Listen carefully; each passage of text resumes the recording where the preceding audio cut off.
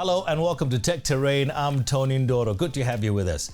On this show, we'll focus on the grain industry, the opportunities and challenges that industry faces in the next few years, with a particular focus on climate change. Tobias Doyer from Sanlam gives an overview of the business of agriculture on the African continent.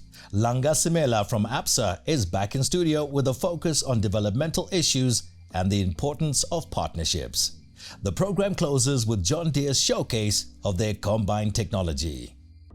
And don't forget to check out techterrain.co.za. There's loads of bonus material that we upload there every single week to keep you updated. For now, let's begin.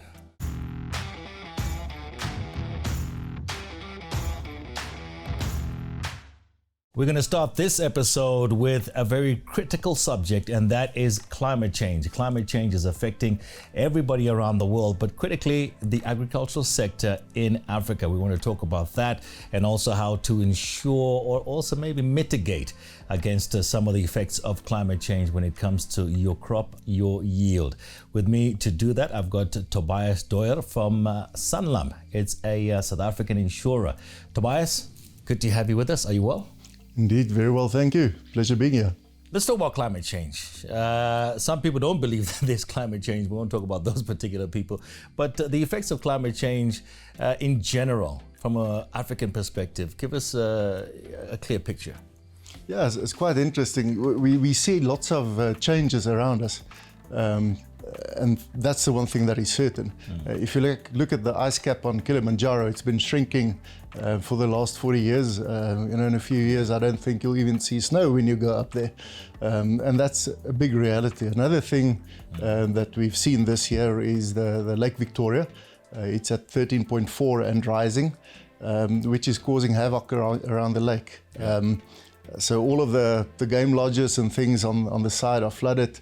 When the lake level rises like that, the papyrus beds get dislodged and they float into the hydroelectrical plants and can clog up the system. So electricity is a problem. Yeah, and then of course agriculturally, very different to what we are seeing in South Africa. So in Southern Africa, there's a drying taking place.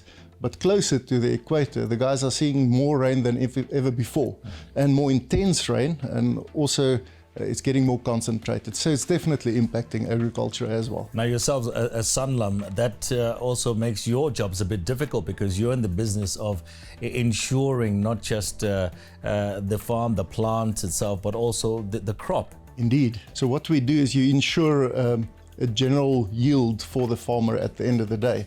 And of course, the climatic has a huge impact on that. So we need to see and make sure that we are ensuring the right farmers. To our mind, we can see that it's moving towards the north. More variable conditions obviously create more opportunities for insurers, but it's also important for the farmers to start using specific production techniques, also making sure that they use the right cultivars and plant at the right time. So these kind of things are becoming more and more important to stay ahead of the game. I want to talk about that, the fact that the farmers now have to get smart, play smart, farm smart. Do you assist in that way at all in terms of maybe speaking with some of the people that are insured by you to say, listen, it might be better to do this in a particular way, maybe change the way you were farming before? I think, of course, we always try to assist the farmers in that way. I think the biggest effect that we've got is we try to push the farmers in certain directions. We say we won't be insuring if you farm like that. So this is what we see as good agricultural practice. And therefore, if you do that, you are an insurable risk, and hopefully we're adding to the sector in that way as well, aside from just protecting the assets against unforeseen circumstances. Okay, so if I'm a new farmer, one of the key things I have to do is insurance. Explain to me why that is critical for a farmer. I think the easiest way to explain it really is if you have a loss, you must have capacity to carry that loss. So either you must have money in the bank, to recuperate if you lose your truck or your crop. You must have a big deposit somewhere so they can pick that up. So it's actually part of your balance sheet So now what you do in terms of insurance, you buy at a lower price a piece of balance sheet that if something untoward happens, that asset gets replaced immediately. Yeah. So that's the foundation of insurance, how it's supposed to make sense for farmers. Of course, times are tough. Yeah. And we take risks, and this is one of the things that farmers want to cut. So sometimes we must look at ways to make it a little bit easier and more affordable, but it also gets riskier for the farmer. Talking about the balance sheet, what are you seeing throughout the continent? I know Sanlam, you're expanding a lot from your South African base throughout the whole continent. What are you seeing? What are the trends when it comes to agriculture and that balance sheet that you're talking about? Agriculture in Africa is really growing along with the populations, and I think that's going to remain a growth sector for a long, long time. And all the predictions are that we'll have most people, etc., etc. Yeah. So good times for agriculture. However, what's got to change? So on the one hand, we've got specialist rose producers and vegetable producers in Kenya that fly stuff into Europe. That's amazing businesses that they've got up there. Yeah. The big challenges that we've got are still around commodities like maize. Maize is still a little bit of a political play ball. Governments try to keep prices low and subsidize farmers to keep them going, and it gets difficult. So when you get commercial farmers, they generally tend to stay away from maize production. That's the one factor, and I see that reducing over time. The other big challenge is logistics. So even though they'll get more rainfall up in the north, to move that product, especially bulk stuff, is a huge challenge. An amazing example is at a certain time of the year, you can get Zambian grapes in Shoprite. Yeah. Where Shoprite has actually encouraged production of grapes in Zambia. And now they are producing so much that they actually put it on the trucks on the way back to South Africa. So these kind of things are starting to happen. Amazing stories. It is. I want to talk about this subsidizing, because that's always been what we're going to say, a contentious issue when it comes to African agriculture and our trying to get our products over to, let's say, the United States and even to Europe and so forth. You've got countries like the United States that subsidize most of their farmers, and that doesn't bode well for us, does it? Exactly. So I'm very much against subsidies, from a philosophical point of view. Sometimes you need to protect industries, and that I can understand. You need to encourage certain practices, also important, but invariably you can't get rid of that subsidy once it's there. Then it becomes a political thing. Yeah. So that, on the one hand, it always distorts what you are trying to do. I think South African farmers, Australian farmers, New Zealand farmers have shown that we can be absolutely competitive on the world stage without subsidies. Yeah. So that's your strongest position ever. Then you're not linked to the vagaries of politicians. Yeah. But and then you've always got the unfair bits about big countries trying to stimulate their own industries by dumping. So anti-dumping and making sure that you don't get subsidized product into your country is a very important thing.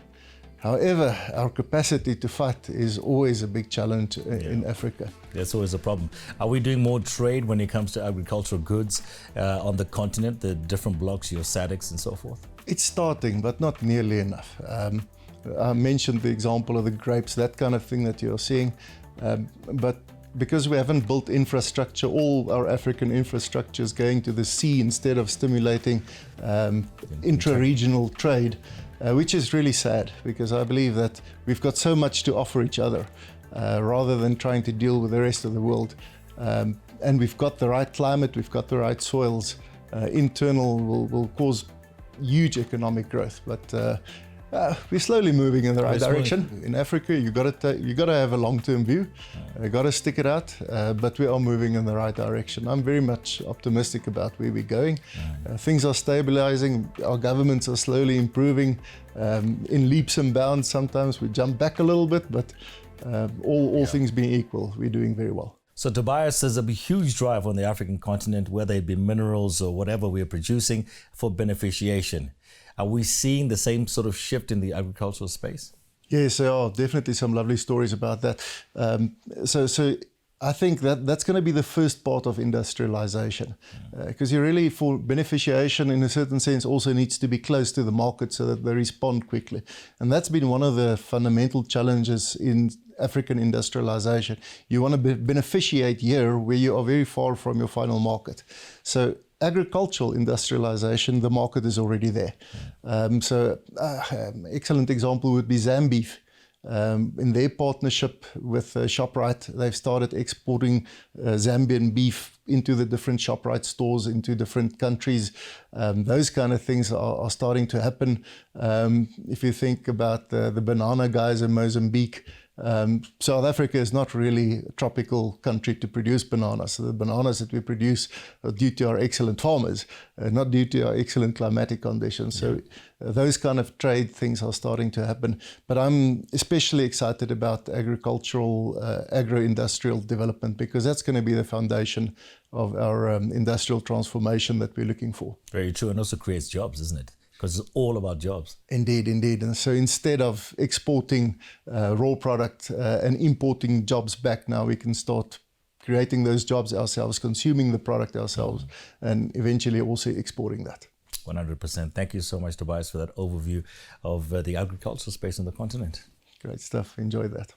Well, there you have it. If you wanted to know what's happening in the agricultural space on the continent, fantastic speaking with Tobias Doyer there from Sanlam, a South African insurer that's making waves on the continent.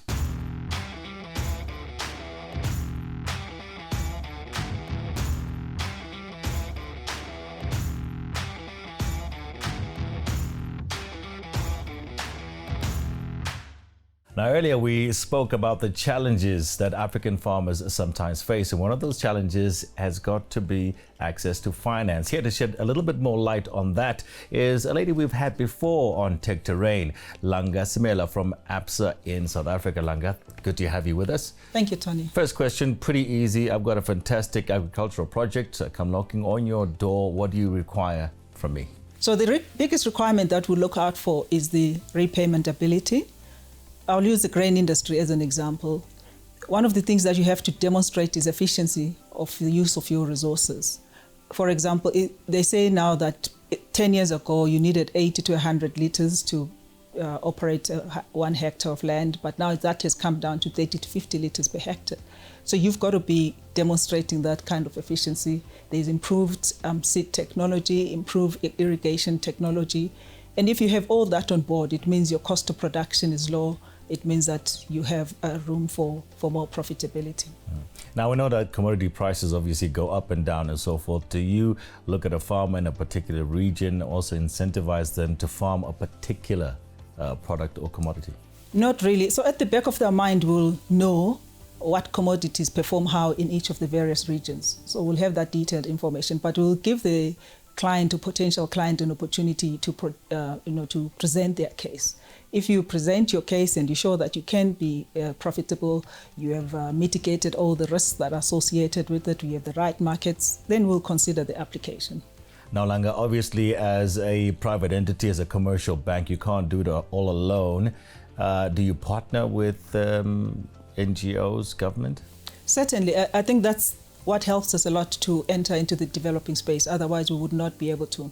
So if we were financing a developing farmer, we would definitely need somebody that's able to help them end-to-end, a technical assistant partner that shows that they're able to do all the processes in good time. We need to make sure that they've got a market where this product goes to at the end of the day. We've also had partnerships with government or government institutions at least, where they provide guarantee funds, so that when the farmer is borrowing, in case something goes wrong, then we can call upon that guarantee to recoup the money, and we don't have to chase after the client. And currently in the industry, between government and the commercial banks or the whole financial sector, there's a big discussion on blended finance scheme, whereby government is prepared to offer what we call own contribution. So, when a farmer comes to borrow money, we say, can you at least give us 40% of what you need upfront? Yeah. So government will contribute that and finance the technical assistance and just make sure that the whole deal is feasible, it's commercially feasible. So there's a big discussion on that. And for me, if we conclude that, it will open up financing for a whole lot of farmers that currently are not able to access funds. Okay, we're talking about the farming aspect. What about the agro-processing aspect? That's an important consideration, and particularly us as ABSA, we're looking into that a lot more, because at the end of the day, this product has to land up into some agro-processing facility and into the market. And we feel that it's much more effective to finance the whole value chain, right from production through to processing, other than splitting the value chain and financing broken pieces of it. So if you have the full value chain and you finance that, it's much more efficient. Your returns are much better for the clients and for ourselves as well. So Langa, I know that you have agri-specialists in ABSA. What do they do? They basically support the client's application. So if the client comes in with an application, we've got to verify that the cash flows are okay, they're aligned to industry norms. If you're saying you're producing 10 tons per hectare in that area, that is actually achievable. So they check out that information and advise the client accordingly, so that they then can submit an application that actually speaks to the region and is realistic enough for the bank to consider. So we have agri-specialists really across the country to do that. Okay, now Langa, one of the difficulties in terms of access to finance for small to medium enterprises in South Africa, and I suppose throughout the whole continent, is that they usually complain that the criteria required by the institutions or the banking institutions and so forth is a little too high, a little too difficult. Yeah, so when I walked into the bank 5 years ago, I also felt the same, and I thought, here I am, I'm going to help the bank make some changes. But you soon realize that those criteria are there actually to protect the client. You don't want to lend recklessly, because once we lend to you, we're obliged to make sure you pay back. If you don't pay back, we're obliged to recollect. So the criteria really are to make sure that the client has got a viable business which can be financed and pay back the loan and be able to grow. I like one example that I learned from a lady in Uganda. She was saying that she was borrowing money to set up a sugar cane mill. And I think she got a loan of for 5 years with a 30% interest rate. Mm-hmm. So, and that's because you've eroded your financial institutions to the point that they have to reduce the tenure, increase the interest rates to be viable. So my learning really from the 5 years that I've been at the bank is that we've got very strong financial institutions in this country. What we need to do is to prepare our clients to be able to benefit from the financial institutions rather than try and tear them down. Okay, my last question is, do you have any, are there any initiatives out there from the banking sector as a whole to try and get young people interested in the agriculture sector? Yes, there are various initiatives, and what we have particularly as ABSA, our focus from a citizenship point of view is more education. And we've offered 57 bursaries this year to agricultural students. And it's comprehensive bursaries that include tuition, books, laptops, accommodation, and even some pocket money. So really the student is just to be ready to go to school. And what we also offering them is that we will work with them in the path during their education. So our agriculture specialists will work with them and share experience with them, so that by the time they're qualified, they don't only have the theoretical knowledge from the universities, but they have the practical knowledge from associating with the bank. Okay, fantastic stuff. Thank you so much, Langa, for coming back and joining us. Thank you, Tony. All right, so there you have it. Langa is saying that you do have access to funding. You, of course, have to satisfy certain criteria, but that criteria is also there to protect you. Stay with us.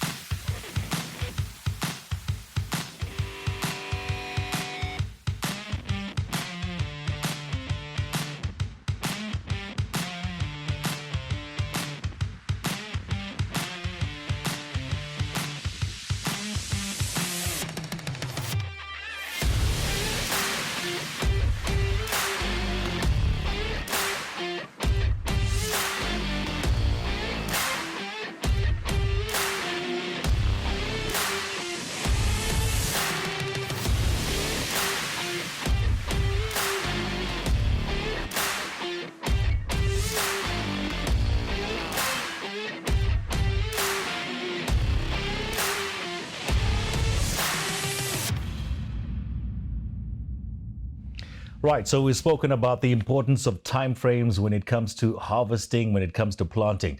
Right now, I'd like to speak about the importance of getting the right machinery for yourself or for your production, for your farm, if you want to stick to those timeframes, whether it be harvesting or planting. And with me to do exactly that, I've got Jean Elloh and also Lafras Cronje who join me now. Gentlemen, good to have you with us. I want to start talking to you, Lafras, about, we're talking about timeframes and how important is it for a farmer of any size to get the right equipment if you have to stick within your timeframes when it comes to harvesting or from planting aspect? Tony, thank you. Yes, I think there's two critical windows of opportunity on any size of farm that a customer want to get right. One is the planting window and one is the harvesting window. Reason for this is you want to plant at the optimal time to get the maximum yield and amount of sunny days on your crop. And in the harvesting window, you want to take the crop off before you have any losses in weight or any crop damages. So it's critical to have the right equipment at the right time to optimize your procedures. I suppose you also have to look at, planting from a climate change perspective as well. Are we designing a lot of the machinery also taking note of the fact that the world is changing from a climate change perspective? 100%. The world is changing from a climate perspective. Planting windows and harvesting windows is getting shorter as we speak. Planting windows probably 2 weeks today if you want to hit the optimal sweet spot. And so having the right equipment with the right technology to get that seed in the ground or the crop off the field is non-negotiable. Jean, let me come to you. Let's talk about combine harvester, the C series, and from a John Deere perspective. Talk to me about that first before we talk about where it actually suited in terms of farm size. Good. Thanks so much, Tony. Lafras talked about the fact that it is important to get a crop off the field at the right time. And what John Deere has done is to look for a solution that is good for what we call contractors. These are people that run the harvesting, I'll say the harvesting practice or application as a business. And so for these people, we've come with what we call the C120 combine. And this is a combine that is designed with them in mind. A lot of these people we've seen talking about somewhere in the north of Ghana, Tamale, or somewhere in Nakuru, these are people that are using very old machines. And so we've come up with this solution that will help them to be able to harvest in a very cost-efficient manner. So they'll be able to use this technology with less fuel usage. And also what we've seen is that this combine comes with a rotary technology. So with this combine, you're able to have a high throughput of your grain. And so it is a solution that is well targeted for contractors. Beyond contractors, we're also looking at people who have their own farms that are actually using manual harvesting today. And so it is, I would say, a solution that is pretty much targeted to a farmer cultivating about 100 hectares that wants to move away from using the hand to harvest into using a machine to harvest. Yeah. Time window, it's very, very important. So you can, with a combine, something that will take days to do or weeks to do, you can do it in a day or so. Okay, so this is almost your first step to scaling up to machinery if you were not using machinery before when it comes to harvesting. Lafras, to you now, talk to me about the commodities one can use with the combine harvester, the C120 itself. Let's focus on the C120 within the C series itself. What can I use it for when it comes to commodities? Tony, yes. And John mentioned Ghana and Tamale. So I would say the C120, the specific one of the models in the C series, is specifically designed to harvest rice. There is rice production in Africa. It's not only in China where we produce rice as a global population. Very, very well designed to do a good job in rice. But you can also do a selective of small grains, if it's wheat, if it's barley, if it's teff. And we even have a field conversion kit that you can change this machine over to harvest corn. One might think in rice conditions it's a little bit wet. How do you have the same machine working there? So, we've got options. Deep lug tires in the wet conditions for rice harvest. So, rice, small grains, corn. You can basically set it up as you please. Okay.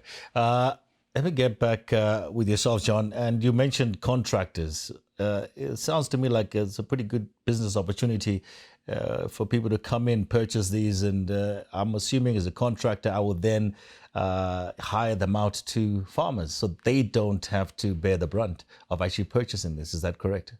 That's 100% true, Tony. And so we, as part of our activities, are encouraging people who have the heart for farming. Someone like yourself who perhaps hasn't got the time, to go into farming, to think about investing in the business.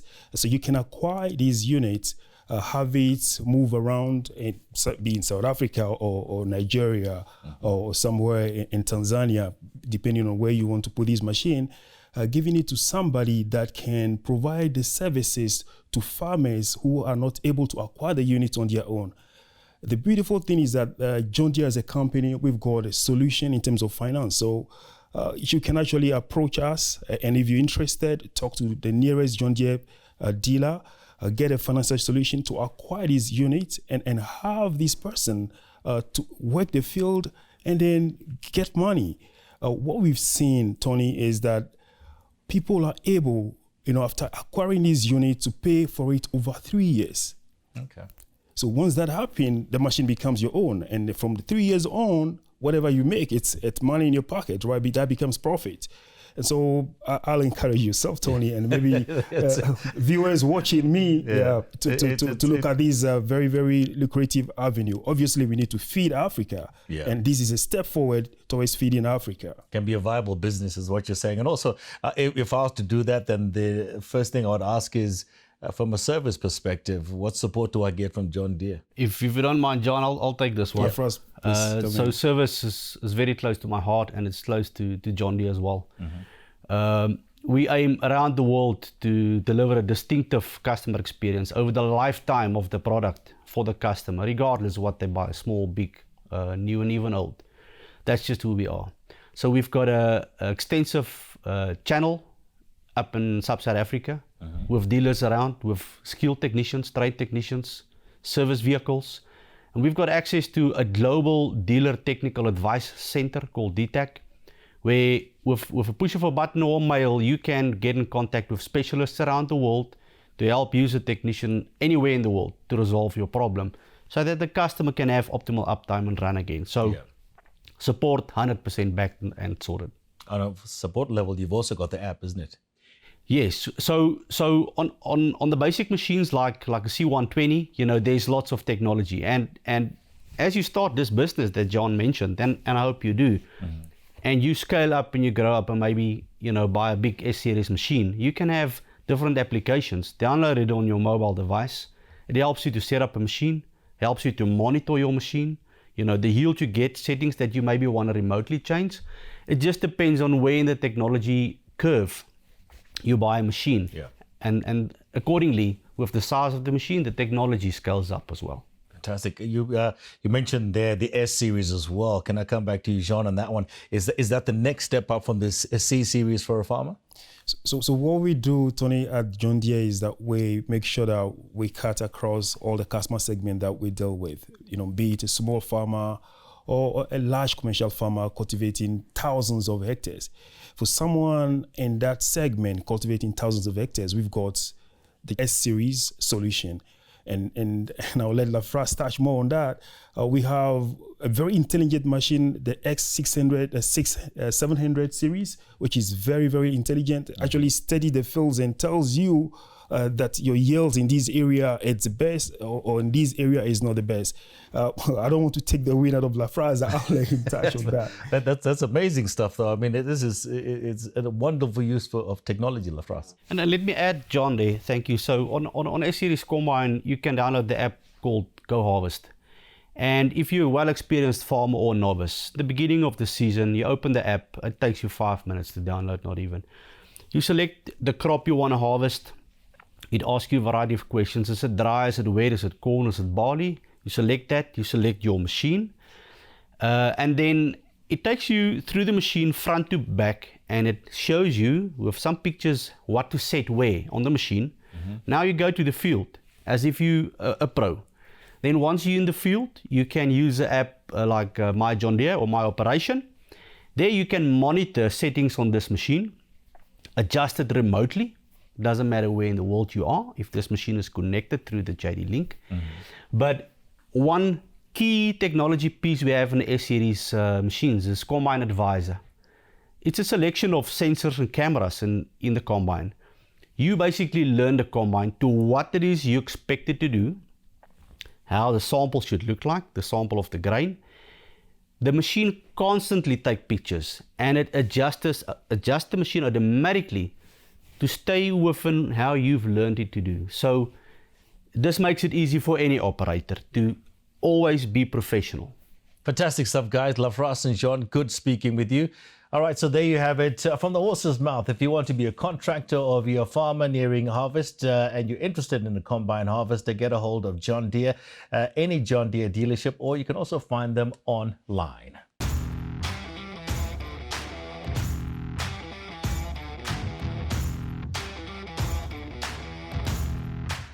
And that's it for this episode of Tech Terrain. We hope you enjoyed it. Go online to techterrain.co.za for loads and loads of bonus material. We'll keep you updated every single week. Join us next time on Tech Terrain as we talk about sustainability and profitability in farming. For myself, Tony Ndoro, until next time, bye-bye.